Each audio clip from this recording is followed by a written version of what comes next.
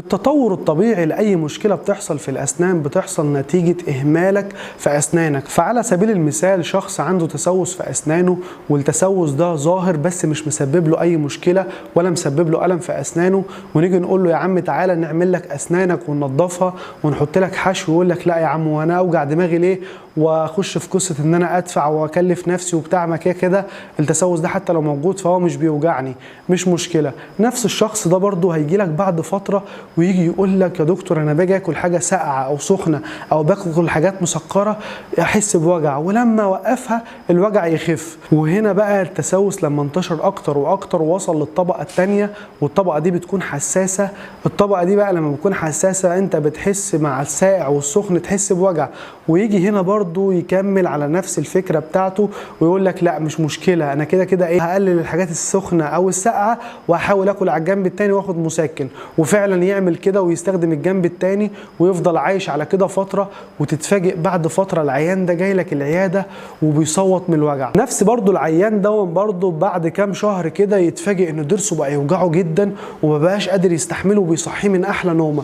وهنا بقى المشكله ان التسوس ده بدا يزيد اكتر من الاول خالص ووصل للعصب، فعشان كده سبب لك وجع رهيب. بقى تيجي برضو تقنعه ان هو يروح لدكتور الاسنان يقول لك لا انا هاخد مسكنات ومضادات حيويه وخلاص وضرسي كده هيخف، وفعلا يتفاجئ بعد كام يوم يلاقي ضرسه خف خالص وما بقاش فيه وجع، وكده يبقى هو مفكر انه ضرسه خلاص اتعالج والعصب كده خلاص. بس في الحقيقه هو كده ما اتعالجش، انت كده دفنت المشكله وهيحصل لك مشكله قدام. ويقول لك بقى خلاص كده انا ضرسي خف وما بقاش يوجعني الحمد لله وبطلت اخد مسكنات ولا مضادات حيويه.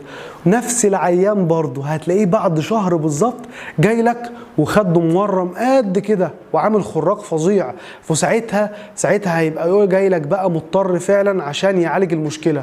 وساعتها بيبقى جاي في الغالب العيان ده جاي عايز يخلع، لان هو لو مهتم باسنانه اصلا كان جه من البدايه. وهنا بقى بيعرف ساعتها انه ما كانش ينفع اللي عمله خالص، وكان لازم فعلا يروح للدكتور عشان يعالج المشكله في اولها، لان كل ما المشكله بتتعالج في الاول كل ما بتكون اسرع علاجها وتكلفتها كمان بتكون اقل وكمان بتكون مريحه للعيان. وهنا بقى العيان ده يجي لك العياده ويعرف فعلا انه ما كانش صح ان هو يفضل ساكت كده على المشكله لحد ما تزيد وتوصل للدرجه المزريه دي. وساعتها بقى علاج المشكله ده بيكون اصعب ومكلف اكتر، ومش بس كده ده كمان بياخد وقت اطول في الجلسات عشان نبتدي نعالج الخراج اللي حصل له ده. والعيان ده بقى ساعتها يقول لك لا انا مش هعالجه، اخلعه يا دكتور وخلاص. طيب وليه اصلا من البدايه تحط نفسك في المشكله دي؟ في الاول خالص انت لازم تهتم جدا باسنانك وتغسلها اول باول عشان ما توصلش للمرحله دي. وساعتها بقى العيان اللي بيجي لك العياده ما بيبقاش عايز يعالج الضرس ده، يقول لك خلاص يا دكتور اخلعه عشان انا تعبت منه وبقى يوجع جامد. طيب بقى هنا المشكله حصلت واللي كان طيب انا المفروض بقى كنت اعمل ايه في الاول خالص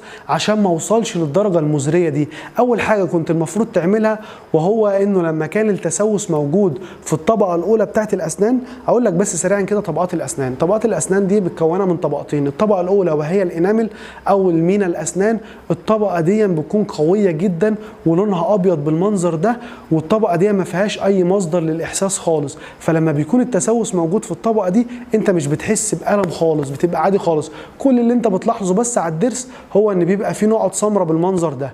طيب هنا بقى علاج التسوس في المرحله دي بيكون سهل جدا، وكمان في الغالب بيتم من غير بنج خالص. يعني انت بالنسبه للناس اللي بتخاف من حقنه البنج، فانت التسوس في المرحله الاولى دي احنا ما بنديش بنج اصلا لان انت ما بتبقاش حاسس باي الم. ففي المرحله دي فعلا بقى احنا بنشيل التسوس ده فعلا من غير بنج خالص لانه ما بيبقاش فيه اي الم.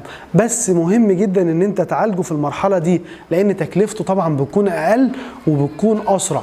طيب دلوقتي بقى لو انا سيبته واهملته برضو التسوس ده يبتدي ينتشر اكتر لحد ما يعدي الطبقه الاولى اللي احنا قلنا عليها اللي هي بتاعت ايه؟ طبقه المينا، يبتدي يدخل في الطبقه اللي بعدها، والطبقه اللي بعدها دي بتكون حساسه جدا.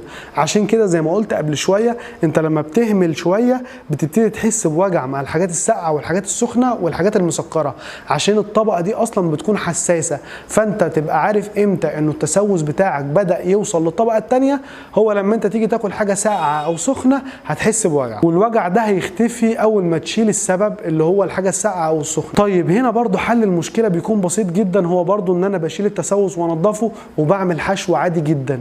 بس هنا بقى المرحله دي بيبقى فيها الم فعلا، فعشان كده احنا بنضطر ندي بنج. طيب انت برضو اهملت وما عالجتش التسوس في المرحله دي، برضو يبتدي التسوس ينتشر اكتر لحد ما يوصل لقلب العصب جوه قلب السنه، تمام. وساعتها بقى انت هتتعرض لوجع شديد جدا مش هتقدر تستحمله، وهتروح العياده جري، او هتعمل زي الشخص اللي انا حكيت عليه في اول الفيديو ان هو هيكمل برضه مسكنات ومضادات حيويه ويعيش حياته عادي. وهنا بقى لما التسوس يوصل للعصب فعلا، فانت بتبقى محتاج تعمل حشو عصب، وده تكلفته بتكون اعلى من تكلفه الحشو العادي بكتير. فانت بقى لو اهملت برضه زي الشخص اللي انا قلت عليه قبل شويه، التسوس ده برضه هيفضل ينتشر اكتر واكتر والعصب يموت خالص. وساعتها في عيان يقول لك طب ما حلو يا دكتور، ايه ده العصب مات خلاص، طب ما دي حاجه كويسه.